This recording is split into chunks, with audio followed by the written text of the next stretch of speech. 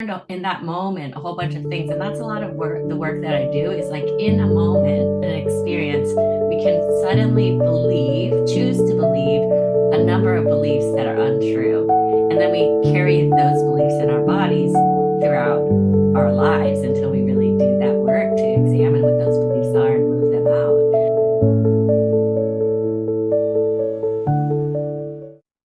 Hey, everybody, welcome back to the Trust the Universe podcast with Missy and Catherine. This is a podcast for sensitive, spiritually curious, and high achieving women who are ready to release control, step into surrender, trust the flow of life, but do it with authenticity, ease, and a little bit of fun. And Missy and I are so excited. We are starting out our podcast by telling you all our spiritual awakening stories, our own surrender stories, how we're trusting the universe right now, and just so you can get a little bit of background on us and know a little bit more about how we came to be basically two intuitive Capricorns who are trying to navigate life as entrepreneurs, empaths, and just people and in this universe too. So before we start, Missy is going to be the one to tell her story today, and my story will come in the next episode. But we wanted to have a fun little like repeating thingy that we do in our podcasts that allows us to focus on something that we're really enjoying in our lives. Um, and we're going to call it your wink from the universe this week. So Missy's going to share her wink from the universe. I'm going to share mine. But before we do that, we want to remind you all that on February 11th, we're doing an entire month in our Trust the Universe membership about the energetics of love. So on February 11th at 4 p.m. Pacific and 7 p.m. Eastern, Missy and I are going to be teaching a 2-hour masterclass on surrendering into love. Of course, it's going to be Valentine's Day, so sure, we're going to talk about romantic love, but we're going to talk about self-love and self-celebration, friendship love, community love, all forms of love, and how you can bring more of that and melt more into that into your life. And if you don't have that right now, how can you trust the process of it unfolding? I know Missy is always going to channel total fire and inspiration, and I'm also going to teach a little bit of feng shui concepts around both romantic love and friendship love. So the link to register for that will be in the show notes. So make sure you join us because I think that's going to be really good. Okay, Missy. Well, let's do this thing. What is your wink from the universe this week? Okay, before we get there, I just wanted to share this. Before we started the podcast, we called in our spirit guides, and right when we did, your grandfather showed up. So I'd just like you to know, and this is on your dad's side. So I don't know what his story is or why he is here, but he Oh, is here for our podcast. So it's the three of us at least today. I don't know why that is either, but his name is my dad is Raymond Jr. and he's Raymond Sr. and he passed when I was about 20, so that would be about 25 years ago. And that's just and I love that because he's not an ancestor I'm in constant communication Hmm. with. Like I still feel, but and we'll have to talk about this one time. He's showed up, he's the ancestor that showed up most in my dreams. So I think he might Oh, have some messages for me. So I'm really glad he's here. Thanks for sharing that. yeah. Okay, so my wink from the universe. So when we're recording this, we just experienced the fires in LA, which was really hard. But I got this intuitive hit. Oh, I should go to acupuncture this week. So I did, and it turned out that she found a lot of grief that was stuck, like especially in my lungs. So you might notice my voice is a little bit scratchy, and I have a little bit of a cough because I think I'm dealing with kind of expelling a lot of grief. So I'm glad that I listened to that little intuitive hit to go because I can feel things starting to clear out. Oh, yeah. And that's maybe something we should do an episode on in the future is the ways in which illness can manifest in your body as energetics trying to be cleared and Yeah. expelled, especially kind of lung, stuff that you're trying to cough up and get out of there because that's where we hold so much of that pain. Yeah, and grief is in that heart chakra, is in the lungs. So yeah. So what was your wink from the universe this week? Well, I read two. So, Wink from the Universe is going to encompass all of our things from skincare to intuitive nudges to whatever is kind of fun in our life. And I read this really great book called Wayward by Amelia Hart this week. And it tells the interlocking story of three women who are related to each other across the ages from the 1600s to present day. and they're witches, but they're facing blocks in their lives. Like the 1600s woman is on trial for being a witch. There's a woman in the 1940s. She's experiencing going through World War II and being kind of trapped by her father in an estate in England. And then there's a modern day woman in the 2000s who is trying to leave an abusive relationship. And so it's all about their connection with nature and their own innate power and escaping malevolent forms of patriarchy that try to pin them down. And it does it across the centuries. And I thought it was so good. And it's a great week to read something like that that reminds us about our own wild and inherent power as feminine beings connected to nature who have the ability to channel, to do magic, and use that as a form of protest, against the patriarchy. So yeah, it's Wayward by Amelia Hart. Highly recommend. Oh my gosh, I still love that. Wait, quick question. Are they related? The three women related? Or Yes, they're descendants all of each other, but they don't know it.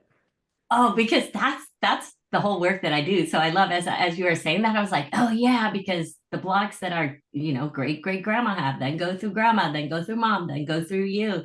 So Yes, my guess is they all have similar things they're working through or similar blocks or beliefs. absolutely. It's like if you like ancestral magic and like the matriarchal line, which actually you and I both really do focus on, it's a good one to read. So yeah, that's kind of all the books I'm interested in reading lately is like, and what I would say also, this is kind of an aside for anybody listening, if you find yourself really drawn to reading books like that, like you're probably a witch and or an intuitive or whatever you kind of want to call yourself. So paying attention to your hobbies, the kind of media you consume, like, and actually this really leads into where I want to start for our conversation today, Missy, about your story, especially paying attention to the kind of things you really liked when you were younger are a huge and beautiful guide for understanding your own personal power and your intuition and your magical abilities. Would you agree? Yeah, definitely. I love that. Okay, so Missy's going to spill the whole story today about her spiritual awakening, her trust the universe story, where she's surrendering right now. But I wanted to start with a question that might be a little surprising, but I'm asking it because Missy and I both agree this is kind of where the core of each person's spiritual awakening can start is what were you like and what did you enjoy before the age of 7? Yeah, and I think like who you were, what you loved before the age of 7 really points to who you are authentically. And I don't think I got that until I looked back and I was like, oh my gosh, that makes so much sense why I like that, that, and that. So when I was 7, I was like super imaginative, and I used to read these books and like go through the closet into another land. So I used to like hide in closets all the time and like try to get to the other side. And then I also loved this book called The Little Witch, which was like my favorite book. I reread it so many times. And it's so interesting because I was like obsessed with it. And then I started thinking, why was I obsessed with it? Okay, one, it's called The Little Witch, but it's about this little girl who grows up thinking she's a witch because the woman she lives with, who she thinks is her mom, is actually a witch, but kind of like more of an evil witch. And the witch always tries to get the little girl to do all these like bad things. And she like doesn't want to do it. And then every time she looks in the mirror, she sees this really beautiful woman behind her. And she's like, I wonder who that is. And it turns out actually that's her mom back there, who's is like an enchantress also, but she's a magical woman. That's her mom. She was kidnapped by the woman who's the witch. So I'm not saying witches are bad, by the way. I'm just saying these are different versions of people using magic for good or evil. But what I love about that is two things. One, it was about witches and magic, but also when I was little, I saw things in mirrors. And that was so I'm clairvoyant, but when I was little, I didn't really understand it. So there was this giant mirror at my house at the end of the hallway, and I'd have to run from my room down past the mirror in the hallway to get to my parents' room, which was safety when I was little, because I was had a lot of kind of bad dreams and I would get scared of things when I was little because I saw so much that I didn't understand. But for me to get to safety, I had to cross the hallway where the big mirror was, where I saw even more things. So it kind of, for years, I've been afraid of mirrors, to be honest. Mhm. until really, honestly, a couple of years ago.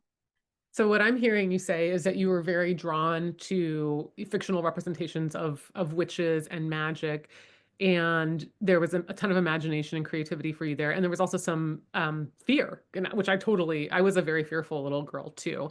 And so maybe some timidity. So um, with all of that, the story I know about you and your kind of first awakening to your gifts was that you were 3 years old and you saw your grandmother had just passed. Do you mind sharing a little bit about that?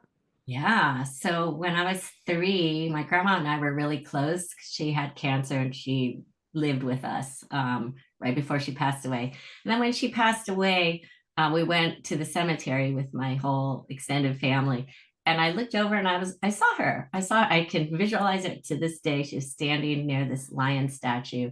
And she was wearing a green pantsuit. And I walked over and I talked to her. We had a conversation. And then when I came back, I saw my mom said, what were you doing? Or who are you talking to? And I said, oh, I was talking to Papa, because that's what we call my grandma. And I saw the looks on her face, and my aunties were there. And everybody was like, what? Oh my gosh. And I could feel, even when you're little, you can feel, especially us, most of this, our community is sensitive. We can feel other people's emotions, their fears, their expectations. So I just read it as, oh gosh, that's a scary, bad thing. Don't do that anymore. So I Mhm. think that really, especially because I can remember that moment so well, I think it was that defining moment where I learned, okay, who I am is not normal. It's weird. Don't be yourself. I learned in that moment a whole bunch of things. And that's a lot of work. The work that I do is like in a moment, an experience, we can suddenly choose to believe a number of beliefs that are untrue. And then we carry those beliefs in our bodies throughout our lives until we really do that work to examine what those beliefs are and move them out. But that was the beginning of me shutting down, I think. Right. It was like, and that's your first memory. I mean, I guess you saw stuff but you saw things in mirrors. Did you continue to see spirits through your childhood? I did. I think I started shutting it down by the age of 7, but yeah, I continued to see spirits and things. And then, even though I try to tamp it down, we have some funny stories that I think Catherine and I will share later, some funny ghost stories, like me trying to shut it down and then, oh my God, they're still there. But basically, yeah, it wasn't really until much later, like fully adult, like middle age, really much later in life that I really claimed, okay, this is who I am, and this is how I'm meant to use these gifts. We're Hmm. all we're all born. I mean, this is really my belief is that we're all born with certain gifts and talents that you might think are weird or bad or wrong, but we are gifted them for a reason. We're supposed to use them. And now Absolutely. that's what I love is using those kind of weird things I have to help other people. Like that is like my greatest purpose, and that makes me the most happy. I want to like put a pin in that, or rather pull this out a little bit because I think for both of our audiences, one of their biggest fears is being seen as weird. Yeah. And the reality is living today in the world that we do, you are going to be seen weird. Or unconventional at best for being a spiritual person and having spiritual gifts. And so you may as well just fucking own it because there's no way you're going to be able to hide it because these kind of gifts are going to come blowing out sooner or later. And, it's like trying to repress a dam. And it's okay to not be conventional or traditional. A lot of the people I work with are kind of their family's version of the black sheep, even though they're not like that distinctly odd or strange. And there's a lot of pain for us in feeling weird. And so what I want you to do is encourage your misfit side, find communities like the Trust the Universe membership. And know it's okay to be weird because this stuff is real and you can own it. So, yeah, And actually, oh, go ahead. Two other things that reminds me of that story. Did you read The Ugly Duckling when you were little? I did, yes. And Rudolph Yeah. the Red-Nosed Reindeer, that one always made me so sad because he was such Yes. a mess. Yes. But okay, Rudolph, right? You could see he was weird, but he actually, right? Santa needed him. And also the ugly duckling, it's like when we try to force ourselves to fit into something, we view ourselves against other people and we think, okay, well, I'm not like those people, so I'm not like those other ducks. So I Mhm. must be weird or wrong. And it wasn't until the duck saw, okay, wait, I'm not even a duck, I'm a swan, that he felt, that he fit in. So I feel like Yeah. that's also another way to look at it, is there I are many of us who have gifts. And also, I think the world is changing. We're in a new paradigm that's changing. It's going to become like energy healing is like so weird, maybe, but it's not. It's like meditation was 20, 30 years ago. Yeah, That was meditation new. and And yoga, people used to think you were a yes, freak for doing that, and now they're like the most corporate bougie things in the world. And I 100% think that's going to be the case for energy yeah, work and more spiritual tools. So what we're saying is get in. It's not even the first floor. We're like on the fourth floor. Like this has been happening for a long time. yes. Imagine being like a new age or spiritual person in the 1980s or before, or people have been trying to do this and bring this more mainstream for a long time. So Missy and I are not like the first to do it, but you may as well just this is happening. So, Yeah. okay, well, anyways, to get back to your story, so you were an imaginative, creative little kid. You were a little fearful because of some of these experiences, which makes a lot of sense because you were just seeing like random stuff, and also your family was like a little bit scared of what you were seeing. That would make you a little fearful. But I know you're like me, and you're like a Capricorn queen, and you probably ended up being like you were. I know you were like homecoming queen, probably like a straight A student, like a very good girl, right? Like both of us, I would say, were like quite good girls as we were growing up. So when you're moving from adolescence into your career, what did that look like? And was there any spirituality in that? Okay, I want to do a little shift on that. I actually wasn't homecoming queen. I was a homecoming princess, but this is a hilarious story because I so all the princesses were up on stage. This is in high school, and they said, "Oh, and Missy Toy is the homecoming queen." So I got the flowers and the crown. I was kind of laughing, and then they're like, literally like, "Oh no, wait, we made a mistake." Like seriously, and so they literally came back on like it's all on stage. They took the crown off of my head. Okay, thank God it was like my best friend. Like I was so happy that it was her, right? But it was hilarious. They took the crown off me, put it on her, flowers from me, give it to her, and it was kind of like, oh, okay. Like it was totally fine, but it was like one of those moments of like, that is so embarrassing. Like just not like, oh, I have to be homecoming queen. It was more like, okay, that was kind of embarrassing. It'd be better if it like just nobody said like if I didn't get it ever at all. I totally get that. I mean, I don't get that experience because I was like not a popular kid in high school. And so like I wasn't anywhere near the homecoming court. But like that experience is one that still feels visceral to me, which is the fear of embarrassment and humiliation. And like Mhm. also like eyes on you, but you're also going to be, you could get embarrassed if eyes are on you. And so I know that's something like, at our core, what both of us work through personally, and I'm sure we'll talk about more over the course of this podcast, is being seen and allowing ourselves to be seen. So that kind of reminded me of like a block or like how it can be unsafe to be seen. And absolutely. And that's such a great example of, I think part of my fear has always been fear of being seen. So I've grew up, Chinese in an mostly all white neighborhood. So I felt like I had to kind of hide parts of myself there. And then I went to film school at USC. So that's part of my story. I worked in TV and film for a really long time. And I worked in the camera department, and that was all male and no people of color, women of color, like hardly any women when I first started. So really always trying to fit in, like hide parts, like I became like a chameleon. And I feel like there's a lot of, I think you probably did that, and a lot of our community does that, where we're like so good at reading, like, oh, what other people want or what they expect or how I could fit in. So that I became really good at just fitting in all these different places. But over time, I was like, I don't even know who I am anymore. Like I just feel like there's parts of me out there. Like it's almost like energetically, there were parts of me scattered all around. So really the work for me was bringing myself back to myself and owning my space, owning this is who I am. When I say my space, this is like our energetic field, right? All the beliefs and the emotions, the gifts, everything that's mine is okay. So it was like almost a process of gathering myself back, and then once I did that, then it's like, oh my God, like I can't, can I show this?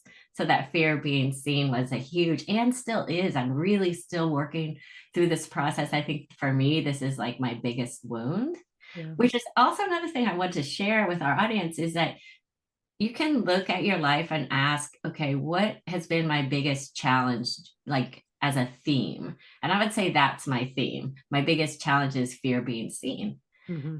And I think it's also points to your biggest gift, actually. And so it's super cringeworthy for me to say this out loud, but if that's true, fear being seen as my biggest wound, then really my biggest gift, that one of the reasons I'm here is to be seen. Yes. Okay, that's the cringeworthy part. However, I'm going to own it because it's not about me. It's about I'm here to bring energy healing and this work, magic, and all the things mainstream. That's why I need to be seen. It's so Yeah. that I can be the vehicle to share it.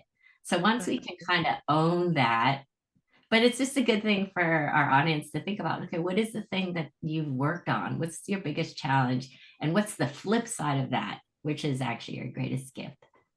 And this is really interesting because I think, how I believe like a lot of new age spiritual people do that we're souls who are sent from, I don't know where.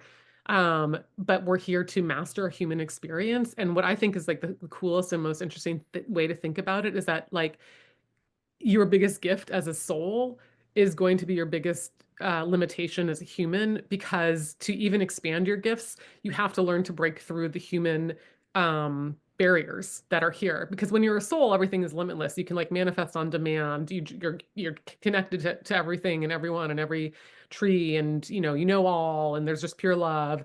And say like your karma as a soul is to be like you're like, oh, I'm just a really good um public speaker. Like, I don't know, or you something about your voice and your soul is really strong. If you come here to earth, it's going to be like, oh crap. Like they're going to give you like your karmic thing is going to be that it's going to be really hard for you to be a speaker, because imagine mastering it in this lifetime and then you're like, boom, I did it. Like I passed the human test. I got even better because I had all these insane physical limitations on my natural gifts. And so now I'm even more up leveled as a soul because I had to navigate and understand how to work through the human limitations. And we'll have to do another podcast on this at some point. But basically, this is kind of a both and, because I take life very seriously and I take our experience on this planet very seriously and trying to help humanity.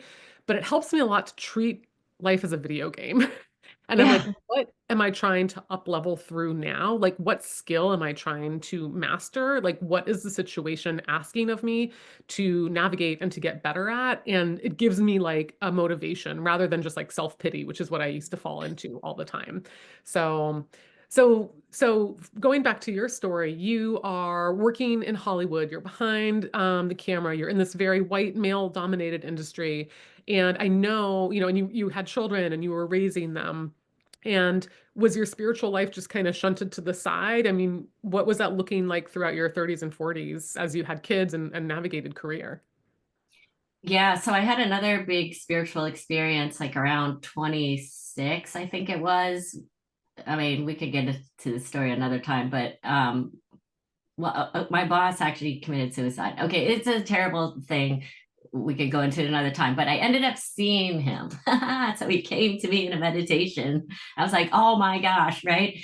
And um, when I was in my 20s, I did meditate, but then I got married and I had kids and I had a career. And all you moms out there might get it, or any busy woman, period. You don't even have to have kids, you got to get it.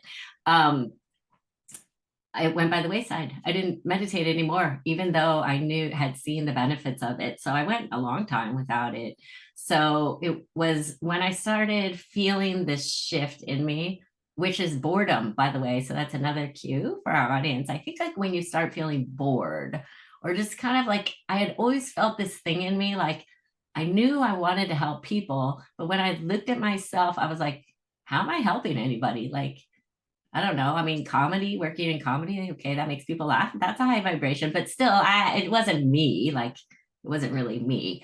So I started, that's when I started to recommit to my meditation practice because I had seen it work before. And the other thing with meditation is sometimes we get stuck and go, okay, I don't want to meditate because that's like a monk, or that's like, I don't know how to do it, or it's not. It's to me, meditation isn't only one way. Like you could do a walking meditation, you can have a guided meditation where someone's talking to you. Can It's really about how can we sit in some type of stillness. And stillness could not, maybe the body's moving in a walk, but stillness inside. So you can connect to your higher self and your truth, quiet the noise, and then also connect to your spiritual team, Right. however that looks to you. So it's really about that stillness. So it was me kind of forcing myself to be still so that I could hear the message. And the message, well, I asked a question. So I kept asking, okay, show me who I am, because I knew the universe was going to answer me, right? The universe will answer us when we insistently ask a question. So I kind of thought it would be faster than it was, but it was 4 months. But I was very committed, morning, night, very committed. And then I heard that voice right here, and it said, "You are a healer." And that was honestly, we have to be prepared for hearing things when we ask that might defy logic. And that was an example where I was like, what the heck? I mean, honestly, people, this can't be, because that's crazy. Like, that is insane. I didn't grow up with healers. I don't even know, what is a healer? What is an energy healer? I didn't even know what that was.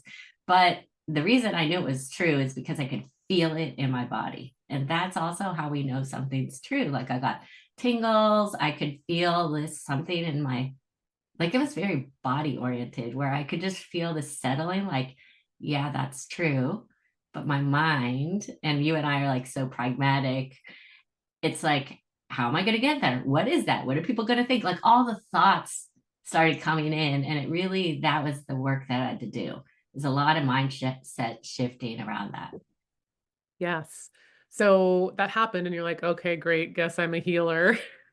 Like, a lot of people, a lot of our audience is interested in either for themselves or our stories of how did we bridge essentially having a corporate traditional career and then moved into what we're doing now, which is entrepreneurs in the spiritual space. So what was like the bridge from hearing that voice, you're a healer, to where you are now, which is the owner of a successful business where you help empaths and HSPs work through energy blocks as an intuitive, a channeler, and an energy healer.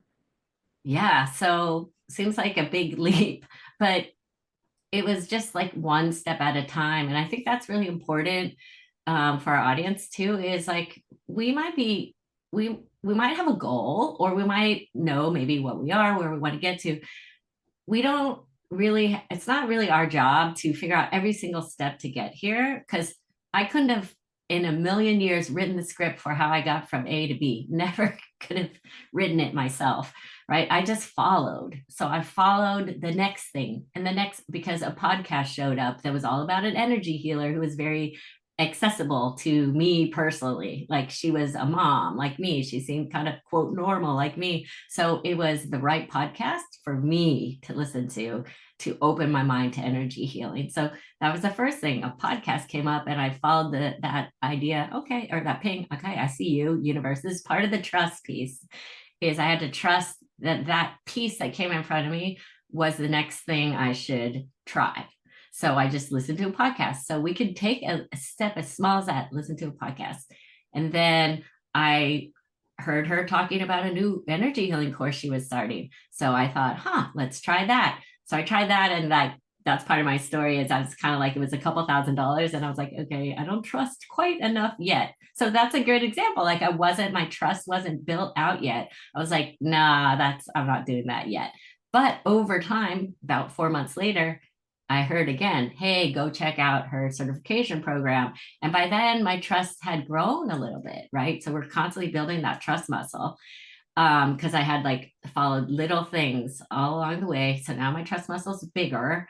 And so I went in and I asked her, hey, when does your certification program open? How much is it? Even though I kind of remembered how much it was, I was like, I don't know, maybe it's on sale. Mhm.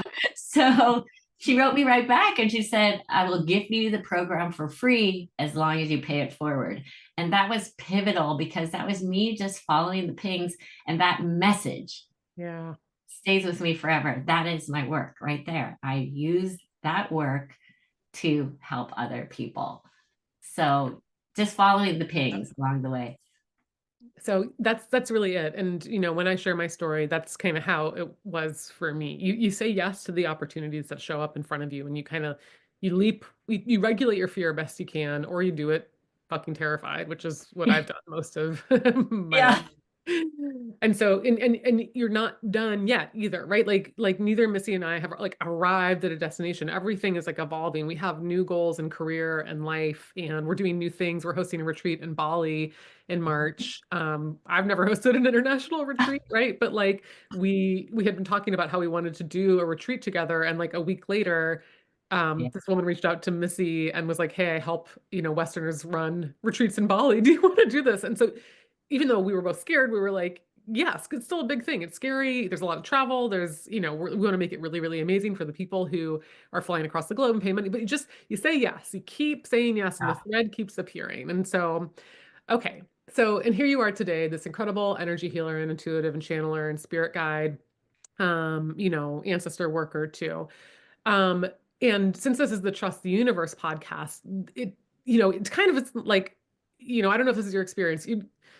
Your trust muscle still gets worked on, right? Like things still happen. Like I think one of the misconceptions I had when I became a more spiritual person was like, I'll finally reach like a state of ease and flow and everything will be abundant. I'll always have enough money. I'll always know exactly what I'm doing and everything will always work out for me. And that is definitely not the case. It's more that your mindset about the challenges that happen around you shift and you trust that you're supported, even though you don't know the outcome. And so what are you working on? Like, well, first off, do you have any stories of surrender, from recently or throughout your life? And what are you working on trusting and navigating today? Well, one thing I think a lot of us are working on changing jobs. So one thing I really, this is a more practical thing. When I shifted from TV into running my own business, all these years, my whole family has been on my insurance, my health insurance. So I honestly, that was one big stopping point for me, or thing that I was so worried about. Like if I quit my regular job, my whole family, and have kids, they're not going to have health insurance.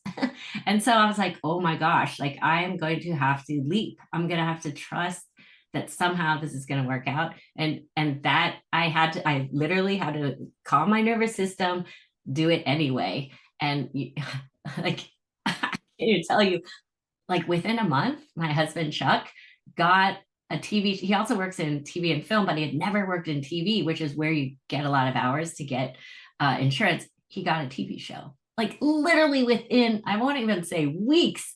And we were like, oh my God, there's our insurance. Like it's insane. That's an example of but the reason that I think it happened is because I was forced to look at the trigger. So for me, it was this fear of like, and I'm not going to be safe. Like my family's not going to be safe. I'm not going to be safe if I choose to follow my dreams. Like that was kind of the trigger coming up, right? So I had to do my inner work around it. So a lot of the spiritual work is, do we have tools? Right? Do we have Yeah. tools? It's not that bad thing, quote, things aren't going to come up, but do we have tools to navigate them? How fast can we come back to our center? So me working through those beliefs and things, doing some work on myself, I think that's the thing that allowed me to take the leap and also allowed the next, that the thing that I wanted to come in. That is exactly how we manifest, right? We face the trigger, work through it, and then get to the other side. So that's an example of a time, when I trusted and it worked. I love that. And now you're navigating. You had to be evacuated for the LA wildfires. Luckily, you and your family and your home are safe, but you're back and LA is going to change. Like there's so much grief, there's so much loss, there's so much navigating there. How are you working on trusting climate disasters? This is like a big question that's always, I think people can kind of be like, yeah, I can kind of get behind surrender when I have to leave my job and maybe I'm a little nervous about money for a while, but like these big ticket, horrible, awful items where people lose homes or they have health scares or conditions, like, so somebody who's navigating that right now, like how is this looking like for you? Yeah, I think that's a great question. So I do want to say that some things happen and it's not, it's a terrible thing. Like we would never say child abuse, oh, you deserve that, or that's like somehow this amazing thing that's going to move you forward. It can move you forward, but sometimes bad things happen that are out of our control, like these fires. And I would say that part of it, I believe, as we're moving through this, And I know it's hard, but one thing is we think that change, I think as humans, we're programmed to think that change is bad or wrong or scary, but it isn't always. So we can start giving ourselves evidence of times when we've had a big change and it turned out actually even better than we thought. So that's one thing, like rethinking the way we view change. Also, it can be on a practical level, a wake up call like, okay, what is this teaching me to look at? So for myself, we lost like power and cell phone and like everything. It kind of scared me. Like, I feel like I have no idea. Is the fire right there? I don't know. Right. How will I know when to evacuate? Things like that kind of scared me. So it made me think on a practical level, okay, what can I do differently next time? Also, is there a way for me to rethink structurally how I sort of live? Like, I mean, this is a small one, but like, let's get solar on the house, right? So then we're not so dependent on when they pull the power down and the power lines. So how can we do things a little bit differently? Maybe is one of the things that I'm navigating. I love that. Well, Missy, thank you for sharing your surrender and spiritual awakening story for us. Is there anything you wanted to leave the audience with, or any final stories or tips on surrender based on your life experience? I did just want to say that those parts of ourselves that we're so sort of embarrassed or mortified by, those are actually probably, so that's shadow. Maybe we do a whole thing on shadow. But one thing that came up for me very recently is how emotional I am. I cry a lot, I process energy a lot. And I think I have a lot of messaging around you're too emotional, you're too much, like keep it in, right? And so I've really kind of had to navigate that this month, especially. A lot of things happened where I cried a lot, but that is, I'm built that way. Like I have to just admit, this is how I'm built. My whole job is to read other people's emotions and Mm. help them transmute it. So of course I'm built this way. Uh, so instead of being embarrassed or trying to shove it down, if I could just embrace it, and actually allow myself to feel those emotions, actually it was much easier. Like I was able to navigate memorials and things I had to do by just crying instead of like holding it in and then it just exploding. So I think really what I mean is accepting, how can we love and accept all parts of ourselves and allow ourselves to be, because then we're not using our energy to like hold ourselves back or hold ourselves in. So the very first step in surrender and trust is actually, I think, trusting ourselves and who we are. I love that. Well, thank you so much, Missy. I learned things about you I didn't know about your story. You know, it's such a gift to be able to like learn from your experience and hear your wisdom too. So I hope our audience appreciates it, and we'll be back next time with my story, my unfolding. And in the meantime, don't forget to sign up for the Trust the Universe membership, where we're going to be talking about the energetics of all sorts of love on February 11th.